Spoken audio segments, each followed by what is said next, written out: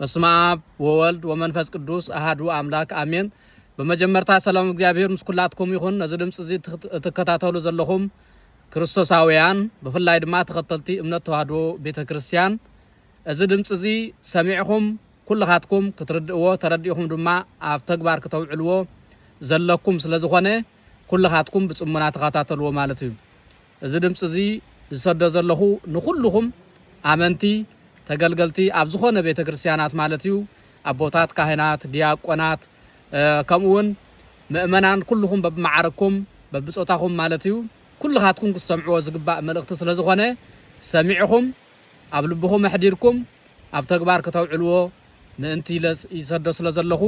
ኩልኻትኩም ከይሰማዕኹማ ከይተሓልፉ ሓደራ ይብል ንዘይሰምዑ ንምስማዕ ድማ ሸር ክትገብርዋ የተሓሳስብ ማለት እዩ። ሓራይ እምበር እቲ ሎማዓንቲ ክዛረቦ ደልየ ዘለኹ ዘረባ ታራ ዘረባ ኣይኮነን ዓብይ ነገር እዩ ዝጠቅም እዩ። ኣብ ቤተክርስቲያንና ብዙሕ ጉድለታት ይረአ ስለዘሎ እቲ ጉድለታት እውን እቲ ጠንቂ መበገሲ እዩ ሰኣን ምፍላጥ ዝኸውን ዘሎ ስለዝኾነ ነዚ ነገር እዚ ንምውጋድ እቲ ጠንቂ ክእለ ከም ዘለዎ ንምግባር ማለት እዩ። ብዙሓት ሰባት ይረኣየኩም ክኸውን ይኽእል እዩ ንብዙሓት ሰባት ግን ኣይረኣየኩምን ኣይተረኣየኩምን ጸኒሑ ስለዚ ክረኣየኩም እሞ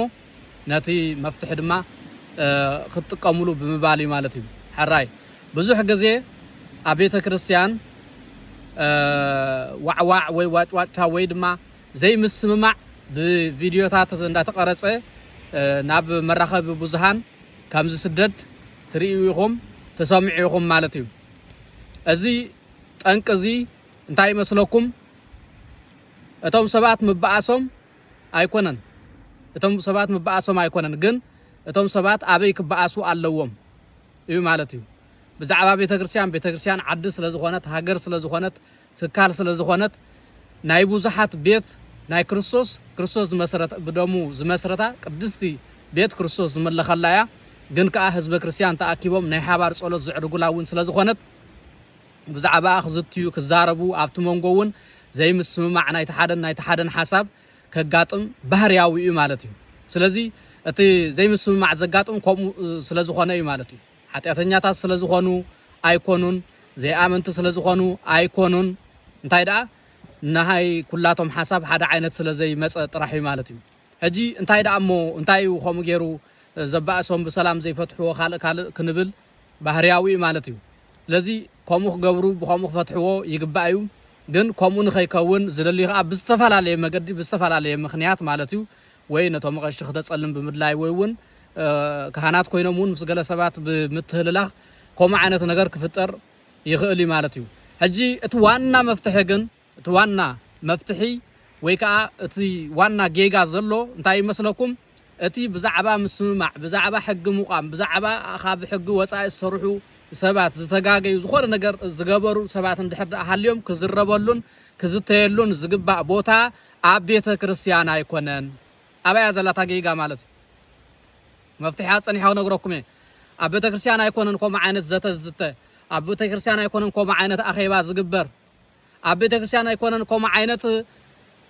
ህልኽ ክግበር ዝግብኦ ማለት እዩ። እዚ ዝግበር እንታይ ስለ ዝኾነ ይመስለኩም? መጀመርታ ሓቂ ንምዝራብ እቲ ኣብ ቤተ ክርስቲያን ከምኡታት ምዃኑ ኣብ ብዙሕ ቤተ ክርስቲያናት ኣዳራሽ ስለዘይብሎም ኣማራፂ ስለዘይብሎም እዮም ከምኡ ዝገብሩ ቤተ ክርስቲያን ዝገብርዎ ማለት እዩ። ኣብ ገለገለ እውን ከምኡ እቲ ህዝቢ ኣኼባ ኢልካዮ ኣብቲ ቤተ ክርስቲያን ተዘይኮይኑ ኣኼባ ኢልካዮ ናብቲ ኣኼባ ስለዘይርከብ ኣብ ኣኼባ ስለዘይመጽእ እዩ ማለት እዩ። እምበር ኣብ ቤተ ክርስቲያን ዘረባ ዝበሃል ኣይፍቀድን። እዚኣ ሓንቲ ሕዝዋ ኣብ ቤተ ክርስቲያን ብዘይካ ጸሎት ብዘይካ ስብከት ብዘይካ ወንጌል ካልእ ነገር ኣብ ቤተ ክርስቲያን ክግበር ኣይግባእን። ምክንያቱ ቅድስቲ ቤተ ክርስቲያን ምስኣል ወምስጋድ ናይ ምስጋድ ናይ ጾም ናይ ጸሎት ናይ ንስሓ ናይ ስርየት ሓጢአት ናይ ቅዱስ ስግኦን ክቡር ደሙን ዝፍተተላ ቅድስቲ ኣምልኾተ እግዚአብሔር ዝፍጸመላ ቅድስቲ ቤት እያ እምበር ኣነ ይኹን እቲ ሓደ ናቱ ሓሳብ ናቱ ዘረባ ናቱ ቂም ዘውፀላ ኣይኮነትን ማለት እዩ። ስለዚ ኣይኮነን ከምኡ ጌርካ ክትዛራረብ ካህን እውን ይኹን ወይ እውን ዝኾነ መምህር ኣብ ቤተ ክርስቲያን ክዛረብ ከሎ ቃል እግዚአብሔር ክምህር ከሎ ካብ ቃል ክርስቶስ ወፃኢ ከይዛረብ ከይውስኽ ከይንኪ ክጥንቀቕ እዩ ዝግብኦ ማለት እዩ ስለዚ እታ ቤተክርስቲያን አውደ ምህረት ናይ ምሕረት ስፍራ ናይ ምሕረት ቤት ያ ማለት ናይ ምሕረት ቤት አውደ ምህረት ስለዝኾነት ብዛዕባ ዝምሕረት ዝበሃል ብዛዕባ ስርየት ሓጢያት ዝበሃል ብዛዕባ ሰብ ንክርስቶስ ክፈልጥ ከም ዘለዎ ንኣምላኹ ክስዕብ ከም ዘለዎ ኣብ ሓቂ ክጸንዕ ከም ዘለዎ ተጋጊ ንስሓ ከኣቱ ከም ዘለዎ ቅዱስ ቁርባን ቅዱስ ስጋኡን ክቡር ደሙን ክወስድ ከም ዘለዎ መናእሰይ እውን ብተክሊል ገይሮም ቃል ኪዳን ከኣስሩ ከም ዘለዎም ወዲ በርባዓ ጓል ብ80 ቤተክርስቲያን መጽኦም ክርስትና ክለዓሉ ከም ዘለዎም ናይ ምስኽርነት ዝሃኽረላ ቃል ክርስቶስ ጥራይ እንነግረላ ቅድስት ቤት ያ ማለት እዩ ስለዚ ማንም ዝኾነ ሰብ ማለት እዩ ናይ ቤተክርስቲያን ጽቡቕ ድሌት ዘለዎ ኸውን ይኽእል ብዝኾነ ምኽንያት ኣብ ቤተክርስቲያን መጽኡ ዘለዎ ሓሳብ ክዛረብ ፍቁድ ኣይኮነን ነውሪ እዩ ማለት እዩ ቤት የሴ ቤት ጸሎት ይሰመይ ቤተይ ቤት ጸሎት እዩ መሸቀጥ ይኮነን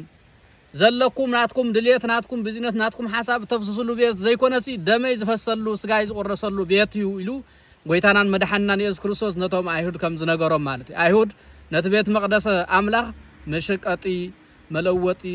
ድሌቶም ዝገብሩሉ ቦታ ገይሮሞ ጸኒሖም እዮም ማለት እዩ ስለዚ ነዚ ነገር እዚ ዝፈለጠ ጎይታ አቡ ብምኻድ ጭጉራፍ ተጥዑ ኪዱ ረሓቁ ቤተይ ቤት ጸሎት ዳንበር መሸቀጢ አይኮነን ኢልዎም ማለት እዩ እታ ቤተ እግዚአብሔር እታ ቤተ ክርስቲያን ኣብ ዝኾነ ቦታ ዘላ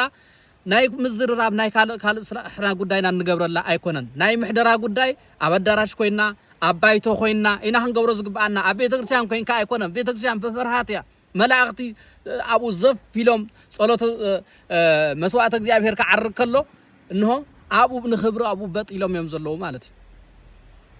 ንሕና ዘይንሪኦም ቅዱሳን መላእክቲ አቡ ኣለዉ ስለዚ ኣነ ንስኻትኩምን ኣብ ቤተ ክርስቲያን መጽና ድሌትና ክንዛረብ ትክክል ኣይኮነን ጌጋ እዩ ኣብዚ ዘሎ እቲ መሰረታዊ ጌጋ ኣብዚ ዘሎ ማለት እዩ ኣብታ ቤተ ክርስቲያን ከምኡ ኣይግበርን እንተዳ ዘይኮይኑ ግን ኣነ ከም ዘለኒ ብናተይ ድሌት እቲ ሓደ ብናቱ ድሌትና ክነብር ሰይጣን ኣብ መንጎታ ይገብር መስለኩም ስሩሑ ይሰርሕ ማለት እዩ ክባኣስ ኢሎም ከይመፁ እንቶም ሰባት ግን ኣብ ገሊኦም ሰይጣን ይሓድር ሰይጣን ኣብ ሰብ ይሓድር ሰይጣን እኮ በዓል ስቁ ኢሉ በአካል ጸሊም ኮይኑ ወይ አስከሬን መሲሉ ይመጽን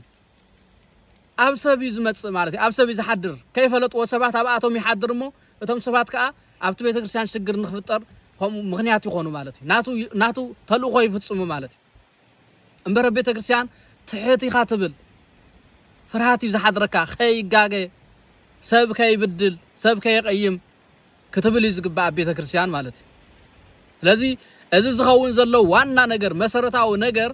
ቃል ወንጌል ጥሒስና ብድሌትና ንኸይድ ስለ ዘለና እዩ ማለት እዩ እቲ ድሌትና ኸ አዳራሽ ስለ ዘይብልናስ ባቃው ንገብሮ ሰብ ስለ ዘይመጸና ኣኸይባልናስ ደሓነቡ ንገብሮ እንዳተባህለ ዝግበር ዘሎ ነገር ማለት እዩ ትክክል ኣይኮነን እዚ ካብ ሎሚ ጀሚሩ ክተርፍ ዘለዎ ነገር እዩ ክቡራን ህዝቢ ክርስቲያን እዚ ክተርፍ ዘለዎ መጀመርታ ነገር ማለት እዩ ኣብ ቤተ ክርስቲያን ዝበሃል ዝኾነ ጸብጻብ ይኹን ሕጊ ምውጻእ ይኹን ሕጊ ምንባብ ይኹን ዝኾነ ይኹን ነገር ኩሉ ካብ ቤተ ክርስቲያን ወጻኢ ኣብ አዳራሽ ወይ ከዓ ኣብ ባይቶ አዳራሽ ተኻሪኻ ዲኻ ናይቲ ቤተ ክርስቲያን አዳራሽ ዘለዎ ዓብ ጉዳይ ዓብ ነገር ስለ ዝኾነ ትካል ስለ ዝኾነ እንሆ ኣብ ካልእ ቦታ ኮይንካ ክትገብሮ እዩ ዝግባእ እታ ቤተ ክርስቲያን ግን ናይ ጸሎት እያ ናይ ጸሎት ስፍራ እያ ምክንያቱ ኣብኡ ጸሎት ደልዮም ምሕረት ኣምላኽ ደልዮም ንስሓ ደልዮም ዝመጹ ክንደይ ዓበይቲ ክንደይ ሕሙማት ክንደይ ኣንስቲ ክንደይ ሰብኡት ኣለው ዘረባ ክሰምዑ ዘይደልዩ ከምኡ ዓይነት ዘረባ ቤተ ክርስቲያን ናይ ሰላም ምዃና እዮም ዝፈልጡ ናይ ሰላም እያ ከዓ ሰላማዊት እያ ናይ ፍቅሪ እያ ከድካ ትሕጎሰላ እምበር ጉሂኻ ትምለሰላ ቤት ኣይኮነትን ማለት ስለዚ ሰብ ዘጥፍእ እምበር ሰብ ዝእክብ ስለ ዘይኮነ እዚ ነገር እዚ ኣብ ኩሉ ቤተ ክርስቲያን ካብ ሎሚ ጀሚሩ ክተርፍ ይግብኦ ክቡራን ህዝቢ ክርስቲያን ካባኹም ስለዚ ሓይሸጎንኩም ዛረብኩ ዘለኹም ስለዚ ተረዳእኒ የረዳእኩም ኣለኹ ተረዲእኹም ከዓ ኣብ ተግባር ተውዕሉ ክትክእሉ ኣለኩም ማለት እቲ ሓደ ሰብ ናይቲ ሓደ ሰብ ሓጢያት ከውፅእ እቲ ሓደ ናይቲ ሓደ ሰብ ከም ዝኸውፅእ ኣይኮነን ዝግባእ ንቤተ ክርስቲያን እንተሓሲብካ ይቕረ ኢልካ እቲ ትክክለኛ ዝኾነ ንቤተ ክርስቲያን ዝጠቅም ነቲ ካልእ ሰብ ብዘይ ምፍራድ ማለት እዩ ነቲ ካልእ ሰብ ብዘይ ምውቃስ ይጠቅም ዝበልካዮ ኮፍ ኢልካ ይህን ሚን ትበሃል ኣብ ቤተ ክርስቲያን ኮይንካ ከምድላይካ ምፍካር ኣብ ቤተ ክርስቲያን ኮይንካ ቪድዮ ምቅዳሕ እዚ ሁሉ አየድልን ማለት ትክክል አይኮነን ስለዚህ እተመጀመርታ ጠንቂ ኮይኑ ዘሎ አቡ አኼባ ኢልካ ምሕሳብ አኼባ ኢልካ ውን አቡ አኼባ ምእካብ እዩ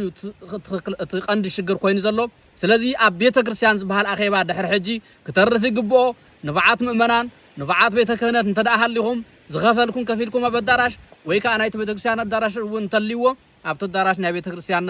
ቤተ ክርስቲያን ወይ ደገ ሰላም ዳ እምበር ኣብ ውሽጢ ቤተ ክርስቲያን ዝበሃል አኼባ ምግባር እግዚአብሔር ዘይፈቶ ስራሕ ጥሕሰት ሕጊ ኣምላኽ እዩ ማለት ነውሪ እዩ ማለት እግዚአብሔር ከምኡ ክንገብር ኣይኣዘዘናን ከምኡ ዝተኣዘዘ ቀሺ ከምኡ ዝተኣዘዘ ምእመን የለን ቤተ ክርስቲያን ምስኣል ወምስጋድ ናይ ጸሎት ያ በቃ ናይ ጸሎት ስፍራ ያ ቅዱስ ስጋኡን ክቡር ደሙ ዝፍተተላ ንስሓ ዝእተወላ ስሬት ኃጢአት ዝወሃበላ ዘይኣመኑ ኣሚኖም ዝጥመቁላ ዝኣመኑ ቅዱስ ስጋኡን ክቡር ደሙን ዝወስዱላ ዝምርዓውን ቃል ኪዳን ዝኣስሩላ ቅድስት ቤት ናይ ጸሎት ስፍራ በቃ ናይ እግዚአብሔር አገልግሎት ብቻ ጥራይ ዝግበረላ ቅድስት ቤት ስለዝኾነት ኣነ ንስኻትኩምን ብኸምዚ ወዲ ኸምዚ ስም ቤተ ክርስቲያን ክንዘጸልማ ኣይግባአናን ነጸልም ኣለና ኢና ብዙሕ ነገር ተባሂሉ እዩ